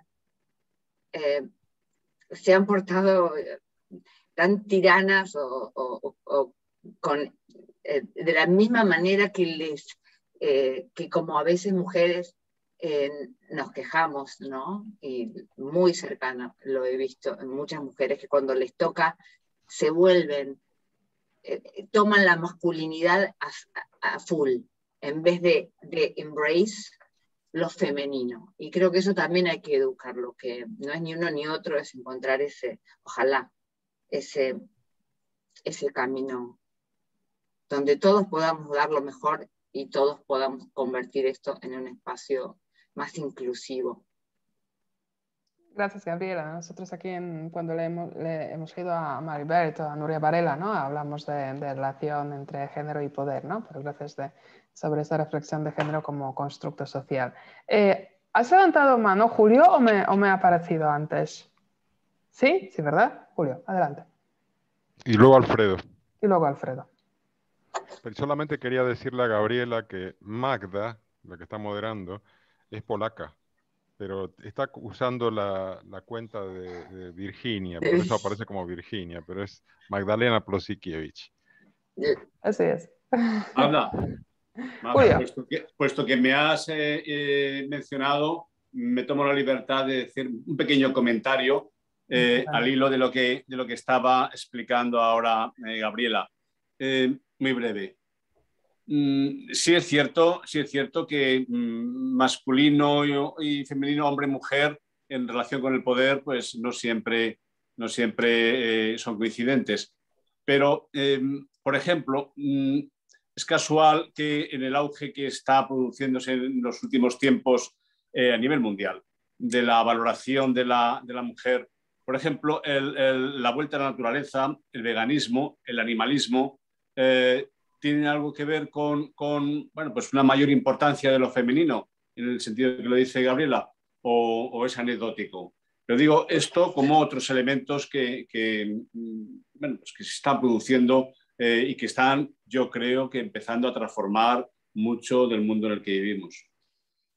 Solo le quisiera responder, me encanta, gracias por prestarme atención y coincido, no quería que se entienda mal. Se ve y se siente que se viene una era de lo femenino, porque hace falta como compensar, ¿no? Hay una gran compensación, pero eso nos incluye a todos, en que los hombres también puedan sumarse a esto de la energía femenina, que es la comprensión, mirar los dos lados, la mirada femenina. No que se viene el tiempo de las mujeres, porque es muy cruel y es volver a decir ahora, antes era el tiempo de los hombres y ahora de las mujeres, es como que lamentablemente muchas veces nos toca pendular demasiado y perdemos el tiempo de llegar a un medio sin tener que pendular y que sea el momento de las mujeres que hagan todo extremadamente somos un mundo binario en ese sentido, tenemos que coincidir los dos, pero la energía femenina viene fuerte y creo que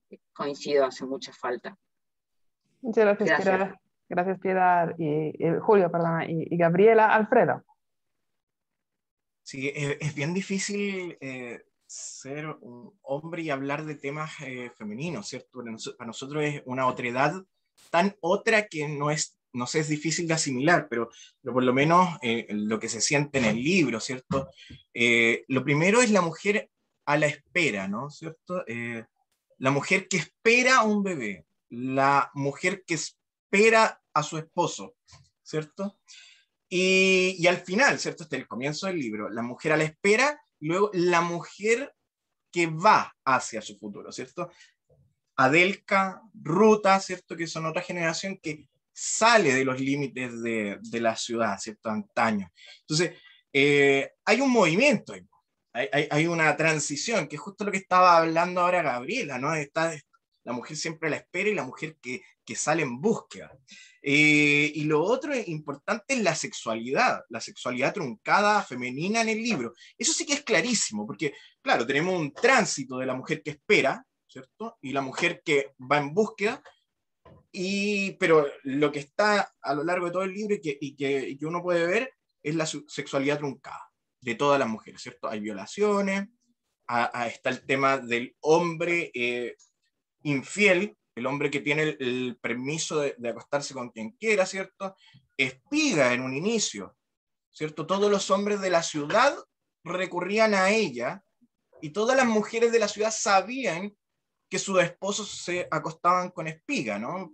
Entonces, tenemos ahí ese tránsito. En la espera de la ida, pero algo que se mantiene, que es la sexualidad truncada, ¿cierto? Y ahí tenemos los cuestionamientos morales igual, ¿cierto? ¿Cuál es la moral de la mujer? Ahí podemos ver en un inicio a Genoveva, ¿cierto? Que está como con el cuestionamiento de si está con este joven judío, ¿cierto? Que le parece demasiado atractivo. Está siempre a la espera hasta que conoce a este muchacho muy atractivo y habla un poquito de la erotización femenina, ¿cierto? Pero hasta ahí lo deja, ¿no? Como vas a tener que mirar, promete no tocar. O sea, tú puedes observar, pero yo no voy a dar el goce más allá de solo verte observar. Entonces tenemos una moral bien estructurada ahí y una moral que viene del otro, ¿no? No es que por eso es muy difícil hablar en esto desde el ámbito femenino, ¿no? Ustedes me entenderán, es lo que yo pienso, por favor ustedes me dicen. Pero hay una incorporación ahí de una ley, ¿no? Como una ley bien firme para ella y para el hombre como libertinaje, ¿no? O sea, haz lo que quiera, pero la mujer no se lo permite. No se lo permite. Y ella es la que sufre finalmente, ¿cierto? Tenemos el triste que uno sufre cuando lee la historia de Ruta, ¿no? Cuando ella sale y la mamá se da cuenta que cometió un error al haberle dicho que es como Caperucita Roja, ¿no? No sé si alguien más asoció eso, Caperucita Roja, cuando sale con el canasto, con la comida, a buscar comida y le pegan, la dejan inconsciente y la violan primero un ejército, ¿cierto? Y después el ejército enemigo también hace lo mismo. O sea, hombres, no importa cuáles sean, todos tienen el mismo objetivo, ¿no? Lo mismo que Espiga dice al inicio, ¿no? Todos los hombres se acuestan conmigo de la ciudad, no importa quién sea, ¿cierto? Desde el mayor al menor, ¿no? Entonces, eso, la moralidad, el tema moral, ¿cierto? El tema del cuestionamiento, el tema de la sexualidad truncada, el tema del tránsito desde la espera hacia la búsqueda que hay en la mujer, es un análisis bien simple, porque, como les digo, a mí me causa hasta pudor de ese tema, ¿no? Es bien difícil ser hombre y hablar de un tema como ese. Eso, y con todo el respeto que merece, ¿no? Muchas gracias, Alfredo. Muy interesante el análisis, ¿no? Desde tantos aspectos que serían como estas barreras, o quizás has contestado, aunque no de forma explícita, del por qué o de que sí son capitanes de su destino, y si no lo son, pues cuáles son los elementos que no les permiten serlo, ¿no? Eso sería contextualizar esta pregunta. Muy interesante. Si no hay más intervenciones sobre este tema... Carmen. Carmen, adelante. Yo quería señalar que el tiempo ha medido la novela para mí y habría que ver qué tiempos dedica la autora a las mujeres y qué tiempo dedica la autora a los varones, a los hombres. O sea que esto lo voy a ver yo, creo que tenemos otro debate, porque es muy importante cómo la autora ha jugado mucho también con el azar, con el vaivén que han sufrido los personajes por hechos ajenos totalmente a ellos. La propia violación de Ruta, como has señalado tú, pues recuerda a las troyanas, como los botines de guerra siempre pasan por violar a las mujeres, ¿no? Y bueno, tiene una serie de connotaciones tan típicas y tan tremendas la novela que yo soy incapaz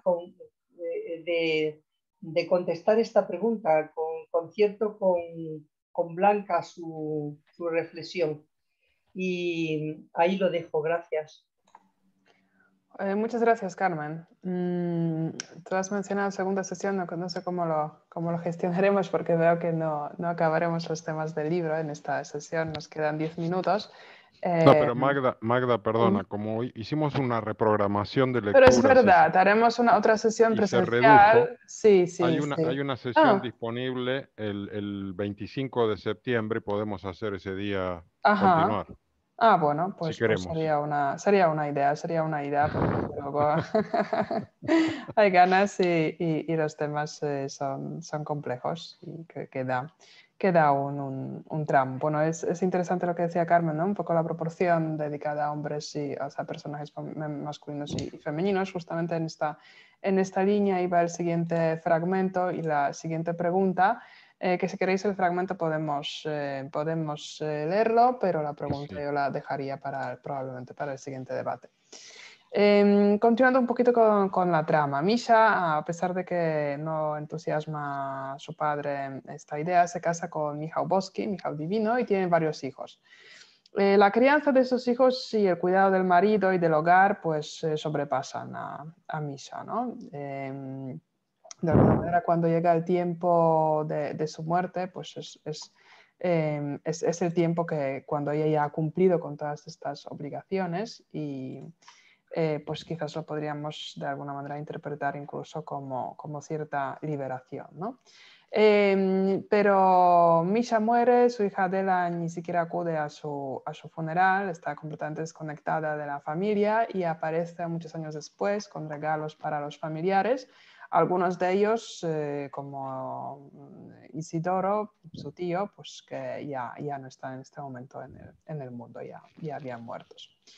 Otro personaje significativo de la historia es el terrateniente Popielski, que sufre y que no sabe hacer con el sufrimiento de su alma, a pesar de sus éxitos empresariales, sus viajes, sus aventuras amorosas, pues Popielski nunca es feliz.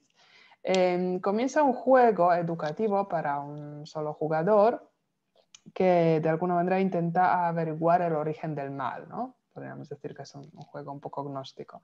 Él necesita otorgar el significado a su vida y lo hace, aunque este significado sea simbólico y nada claro para la familia, ¿no? Porque se pide que le entierren con ciertos muñequitos, símbolos, nadie lo entiende, ni siquiera cumplen con su voluntad, pero quizás ahí hubiese habido alguna clave esotérica de cuál era el sentido de la vida del Popielski.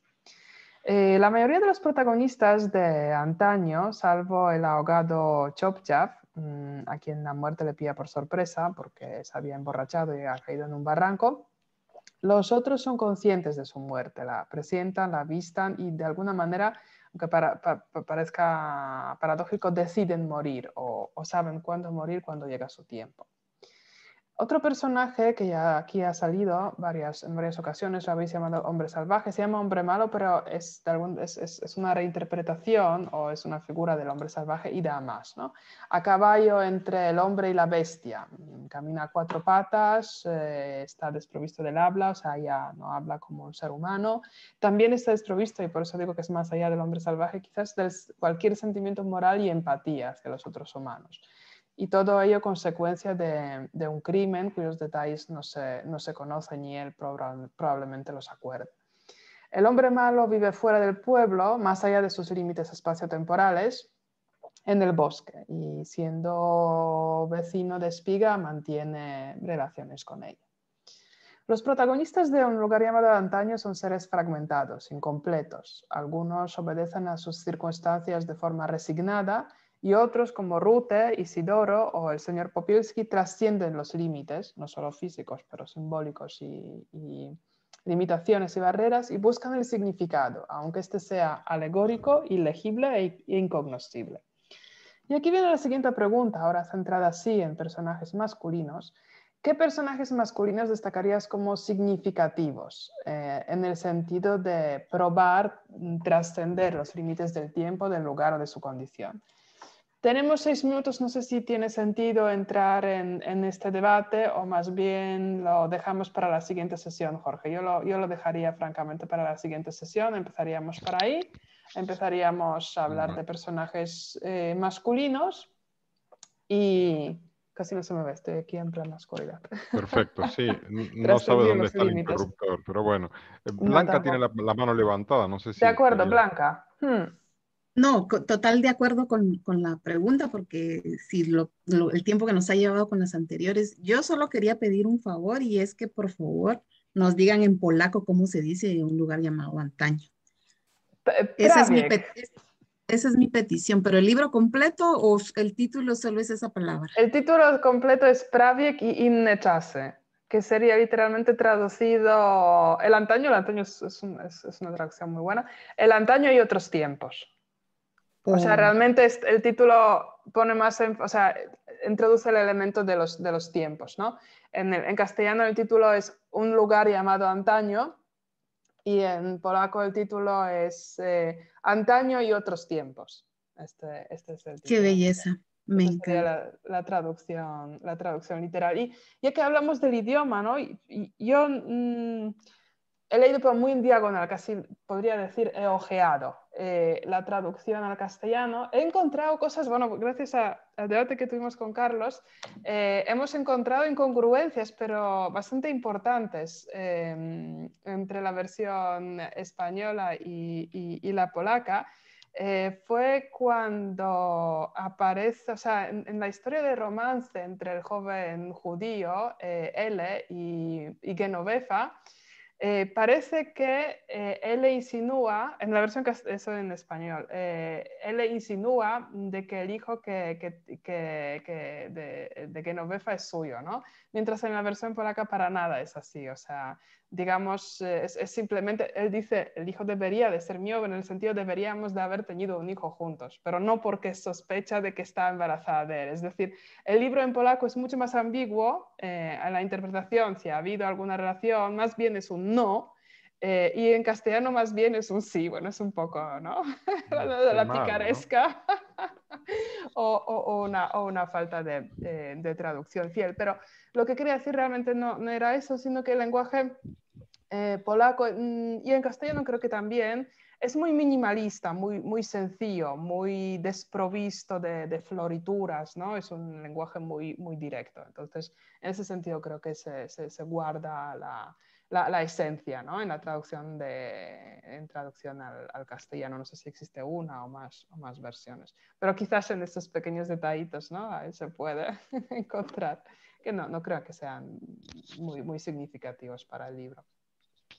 Bueno, pues nada, me alegro que habéis disfrutado de esta lectura y que tengamos otra sesión para seguir hablando de otros aspectos. Saldrá Dios, que ya no está Jimena, creo, no, sí estás. Saldrá el tema de Dios, que había salido aquí varias veces, podemos hablar de ello, hablaremos de personajes masculinos, hablaremos pues del tema que si es un libro existencial o no, y en qué sentido. Son básicamente... Yo es el segundo libro que leo de Olga. He leído Los huesos olvidados o algo así, Los huesos, sí. Que es una autora muy difícil de entender. Hay que, por eso, porque tiene una literatura muy sencilla o sea, muy llana escribiendo, y es lo difícil, claro, y lo maravilloso que tiene esta mujer. bueno, muy llana, pero súper poética y muy metafórica, ¿no? Y muy, no sé, a mí me parece pero tan que son creativa. palabras concisas, que son, casi todos son sustantivos, que significan, es muy, muy complicado cómo escribe esta mujer y cómo domina el vocabulario y las palabras y le da su justo punto y su justo sentido. Y bueno, pues hay que releer mucho porque si no, no te enteras. Así que felicidades por la elección. Gracias a todos los que Sí, muy bueno. habéis participado. Jorge. No, Magda, simplemente decir que la próxima sesión vamos a arrancar con una nueva lectura que es Cómo perder un país, de S. Temelkuran, que es esta periodista turca, y vamos a tener la moderación de Joan Viaplana, que se va a estrenar como moderador. Un libro muy interesante sobre algunas claves de cómo poder detectar cuando un país va derivando desde la democracia hacia la dictadura, como es el caso de Turquía en estos momentos con Erdogan. Y luego, el siguiente sábado, vamos a también empezar otra lectura, que es Gente peligrosa, el radicalismo olvidado de la Ilustración Europea, de Philip Blom, con Julio como moderador, que ya lo tuvimos y ya sabemos de sus grandes cualidades como moderador, con lo cual vamos a estar muy interesados en verlo. Creo que ya se ha desconectado. Así que nada, nos vemos el sábado próximo. Y gracias a todos los que nunca habíais estado. Esperemos que sigáis, ¿vale? Gracias. Gracias, Gabriela. Adiós, gracias. Buenas tardes, buenas noches. Gracias. Adiós. Adiós.